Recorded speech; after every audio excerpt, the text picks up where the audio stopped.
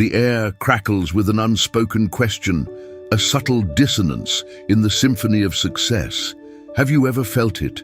That strange, almost imperceptible shift when everything finally aligns, when the path you've tirelessly carved begins to yield its promised fruits, and then you stop. Not a deliberate halt, not a conscious decision, but a slow, creeping paralysis. The momentum fades, the effort wanes, and the very thing you fought so hard to achieve slips through your fingers. It's a phantom limb of failure, haunting the doorstep of triumph. This isn't about laziness, nor a lack of desire. It's something far more insidious, a hidden mechanism woven into the very fabric of our being. A mystery, really. Why do we, as humans, often sabotage our own victories? Why do we recoil from the very success we crave? If these questions resonate, if you've ever found yourself puzzled by this perplexing pattern, then perhaps it's time to delve deeper. Consider subscribing to Invisible Patterns, where we unravel the intricate tapestry of human behavior, shining a light on the unseen threads that guide our lives. The story begins not with a grand collapse, but with a series of quiet retreats. Imagine Ilara, a brilliant architect in her early 30s, whose designs had for years been considered innovative, yet just slightly out of reach for the industry's top awards. She toiled relentlessly, sketching late into the night, refining every curve, every structural detail. Her colleagues admired her dedication, her unwavering pursuit of perfection. Then, a breakthrough. Her firm secured a prestigious commission, a next-generation eco-tower, a project that would catapult her into the upper ranks of her field. The initial excitement was palpable, a vibrant hum beneath her skin. She poured herself into the preliminary designs, her creativity flowing unimpeded. The client was thrilled, her superiors were impressed.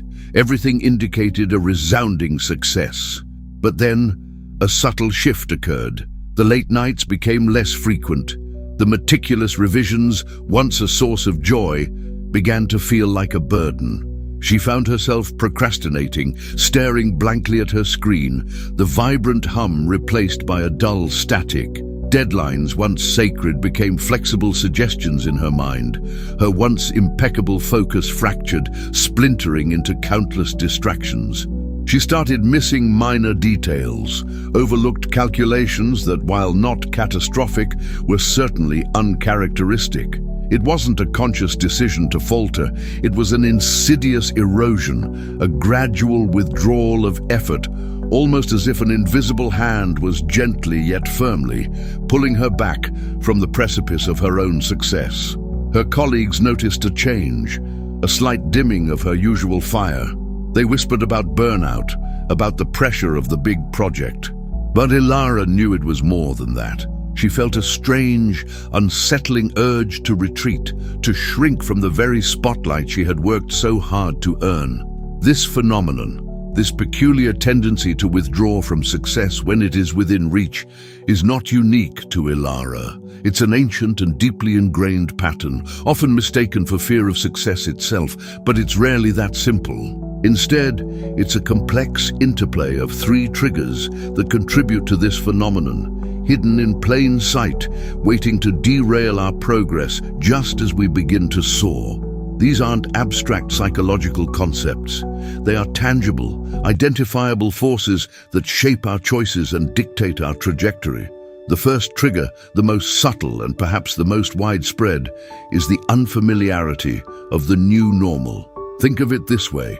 For years, Ilara's identity was intrinsically tied to her struggle. She was the underdog, the rising star, the one who was almost there. This identity, though challenging, was comfortable. It was predictable. Her brain had wired itself around the narrative of striving, of overcoming obstacles. Success, true, undeniable success, would shatter this established narrative. It would demand a new identity, a new way of being, one that her subconscious found deeply unsettling. When we are consistently striving, consistently battling. Our brains become accustomed to that state. Our neurochemical pathways are optimized for the pursuit, for the chase. There's a certain comfort in the familiar territory of struggle, even if it's uncomfortable on the surface. We know the rules of engagement. We understand the landscape of our limitations. But when we actually achieve our goal, when we cross that threshold into a new level of accomplishment, the landscape changes entirely. The old rules no longer apply. The familiar challenges are replaced by new, unknown ones. For Ilara, success meant not just recognition, but a shift in her professional relationships. She would no longer be just a peer. She would be a leader, an authority. This new role carried different expectations, different responsibilities. Her internal compass, calibrated for the journey, suddenly found itself without a clear North Star in the destination. The subconscious whispers, "This is new. This is unknown. Is it safe?" And in its primitive wisdom, it often defaults to retreat, to the familiar, even if the familiar is a less fulfilling path. It's not a fear of failure that drives this, but a fear of the unknown, of the seismic shift in identity that true success demands. Our brains, fundamentally wired for survival and efficiency, prefer the known discomfort to the unknown potential. The second trigger lurking in the shadows of success is the threat of elevated expectations. This one often manifests as an intense pressure, a sudden weight on our shoulders that wasn't there before. When we are striving, our failures are often seen as learning opportunities, stepping stones. There's a certain grace given to those who are still climbing. But once you reach a certain height, the expectations multiply. The margin for error shrinks. The spotlight intensifies, and every move is scrutinized. Ilara felt this acutely. Before, a minor miscalculation might have been a footnote in her learning process. Now, with the Eco Tower project, any misstep could have significant repercussions, not just for her, but for the firm, for the client, for the environment. The stakes were higher, and with them, the perceived cost of failure. This isn't just external pressure, it's deeply internalized. We become our own harshest critics, imagining the judgment of others, anticipating the fall from grace. The subconscious again seeks to protect us. If the potential for a greater fall exists, perhaps it's safer not to climb so high in the first place. This trigger is particularly potent for individuals who tie their self-worth closely to external validation or achievement. The higher they climb, the more precarious their sense of self feels. The thought of not being able to maintain that level of performance, of disappointing those who now look up to them, can be paralyzing. It's a self-imposed prison of perfectionism, where the only escape seems to be to subtly, unconsciously dial back the effort, thereby creating a plausible reason for not reaching the absolute pinnacle. "I didn't fail," the subconscious rationalizes. "I just didn't try as hard." It's a defense mechanism, a preemptive strike against imagined future disappointment. The irony, of course, is that in avoiding the potential for a greater fall, we often ensure a smaller but still significant stumble. Finally, we arrive at the third and perhaps most insidious trigger: unresolved inner conflict. This is where the mystery truly deepens, where the intricate patterns of our past collide with the promise of our future. Often, our pursuit of a goal is fueled by a deeper, unacknowledged wound or belief. We might be striving for financial success to prove our worth to a critical parent, or seeking recognition to compensate for feelings of inadequacy. When the external goal is achieved, it often doesn't resolve the internal conflict. In fact, it can exacerbate it.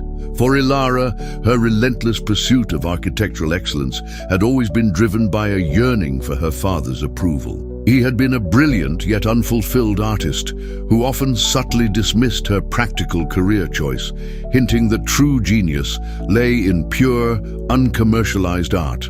Even after his passing, his unspoken judgment lingered, a silent companion in her studio. Achieving the Eco Tower project, a monumental commercial success, should have been a victory. But instead, It brought forth a wave of unexpected anxiety. A deep-seated belief whispered, "You're selling out. You're not a true artist." No. This internal conflict, dormant during the struggle, erupted when success threatened to solidify her practical identity. This trigger is particularly potent because it operates beneath the surface of conscious awareness. We might consciously desire success, but unconsciously, a part of us might resist it because it conflicts with a deeply held, often negative, self-belief. Perhaps we believe we don't deserve good things, or that success will inevitably be followed by a catastrophic loss, a pattern learned from early childhood experiences. When success begins to manifest, these old, familiar narratives resurface, creating an internal dissonance. The subconscious, seeking to maintain homeostasis, to keep us within the bounds of what feels known and safe, will subtly steer us away from the very outcome we consciously desire. It's a self-fulfilling prophecy, born not of malice, but of a desperate attempt to protect our fragile sense of self from the perceived dangers of a new, unfamiliar reality. The success itself becomes the trigger for the internal conflict to intensify, leading to a subtle yet powerful act of self-sabotage. Understanding these three triggers, the unfamiliarity of the new normal, the threat of elevated expectations, and unresolved inner conflict, is the first step in breaking free from this perplexing cycle. It's about recognizing the invisible patterns that dictate our behavior, even when we believe we are acting rationally. It's about shining a light into the hidden corners of our psyche, where these subtle forces gather momentum. Ilara, after weeks of inexplicable stagnation, began to notice the pattern. She started journaling, not just about her architectural designs, but about the feelings that arose when she contemplated the completion of the eco-tower. She recognized the echo of her father's voice, the fear of losing her struggling artist identity, the overwhelming weight of perfectionism. The path forward isn't about brute forcing your way through these triggers. It's about conscious awareness and gentle recalibration. When you feel that subtle pull to withdraw, pause. Ask yourself, is this the unfamiliarity of a new level? Am I feeling the pressure of new expectations, or am I bumping up against an old, unresolved internal wound? To navigate the unfamiliarity of the new normal, we must consciously build a new identity around our success. What does it mean to be successful? How will your daily routines, your relationships, your self-perception shift? Actively embrace this new identity rather than clinging to the old one. Celebrate small victories along the way, solidifying the new narrative. For Ilara, this meant consciously allowing herself to embody the role of a leading architect, not just an aspiring one. She sought out mentorship from seasoned professionals, not to prove herself, but to learn how to navigate the new landscape. To manage the threat of elevated expectations, we must reframe our relationship with failure. Understand that setbacks are still part of the journey, even at higher levels. Perfection is an illusion. Focus on progress, not on an unattainable ideal. Practice self-compassion. For Ilara, this involved setting realistic internal standards for herself, rather than striving for an impossible, flawless execution. She learned to delegate, to trust her team, and to accept that occasional imperfections were part of any complex project. And finally, to address unresolved inner conflicts, we must confront them directly. This often requires self-reflection, journaling, or even seeking professional guidance. What are the underlying beliefs that are holding you back? What old narratives are being triggered by your success? Healing these wounds, integrating these fragmented parts of ourselves, is crucial. For Ilara, this meant engaging in therapy, exploring the complex relationship with her father, and ultimately redefining what artistic integrity meant to her, independent of his past judgments. She realized that her architectural achievements were a form of art, a practical and beautiful expression of her creativity.